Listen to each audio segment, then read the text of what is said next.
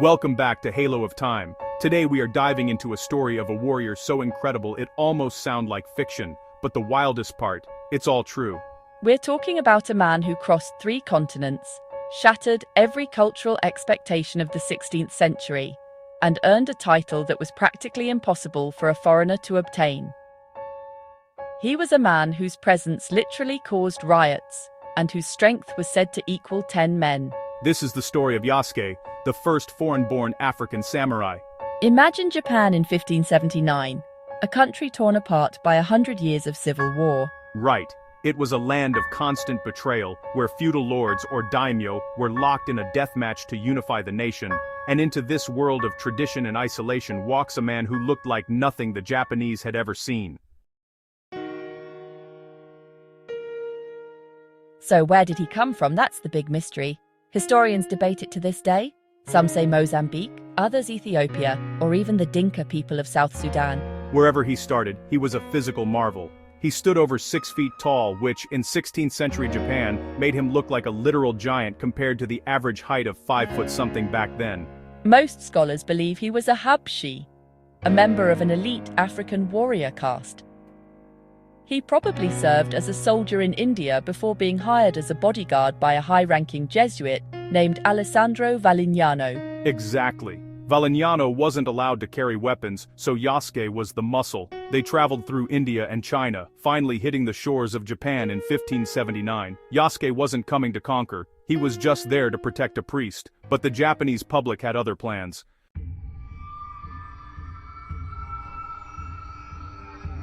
Oh, the arrival in Kyoto was absolute madness. In 1581, word of a black-skinned man spread like wildfire. People had never seen anyone with dark skin. It wasn't just curiosity, it was a frenzy. People were literally crushed in the crowds. Some actually died trying to get a glimpse of him. Some thought he was a living version of the black-skinned Buddha found in their temples. This commotion reached the ears of the most powerful and most dangerous man in Japan, Oda Nobunaga, the great Unifier. Nobunaga was a fascinating guy. He was ruthless but also obsessed with new technology in the outside world. He summoned Yasuke immediately, and their first meeting, it was legendary. Nobunaga literally didn't believe Yasuke was real. He was convinced the man was covered in black ink. He ordered Yasuke to be stripped and scrubbed in front of the court. Can you imagine the scene? But as they washed him, the skin stayed dark.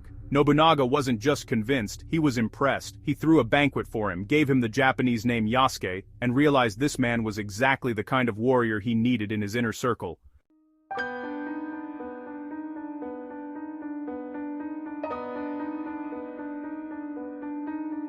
Nobunaga didn't just keep him as a curiosity, he elevated him to the rank of samurai. This was unheard of. Think about that. He went from a bodyguard for a missionary to a landed warrior with a private residence at Azuchi Castle, a stipend, and his own katana. In the eyes of the Japanese, the katana is the soul of the warrior. Giving one to Yasuke was the ultimate mark of trust. Yasuke became Nobunaga's personal weapon bearer. That's a position of extreme intimacy. They ate together, a privilege Nobunaga rarely gave his own Japanese generals. There's a debate today. Was he really a samurai? Well, he had the pay, the sword, the status, and the direct favor of the lord. In the Sengoku period, that's a samurai, plain and simple. He even learned Japanese fluently, becoming one of Nobunaga's few true confidants.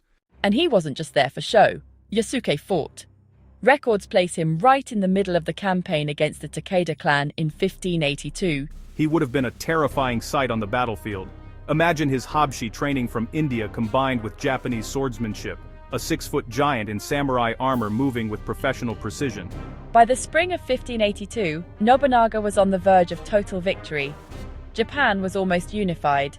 But as always in history, the higher you climb, the bigger the target on your back.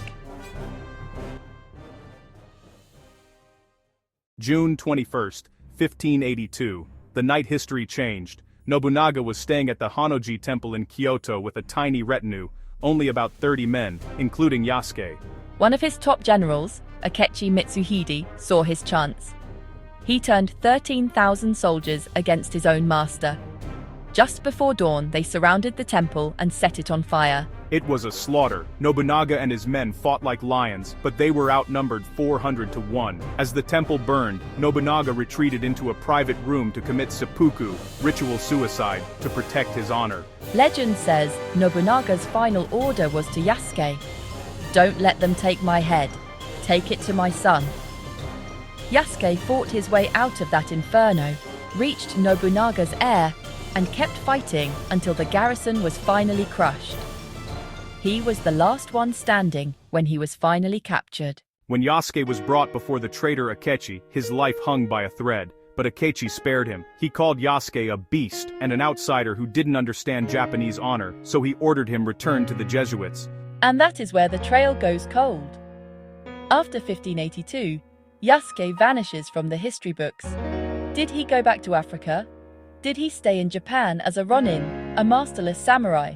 We may never know, but his legacy is massive. He's proof that greatness doesn't care about your birthplace. He broke every barrier of geography and culture to stand shoulder to shoulder with the greatest warlord in Japanese history. What do you think happened to Yasuke? Let us know your theories in the comments. Don't forget to check out our detailed video on the Sengoku period on our channel to understand the chaos Yasuke was stepping into. This has been Halo of Time. If you enjoyed this journey, hit the like button and share it with someone who loves history as much as we do. Until next time, stay curious.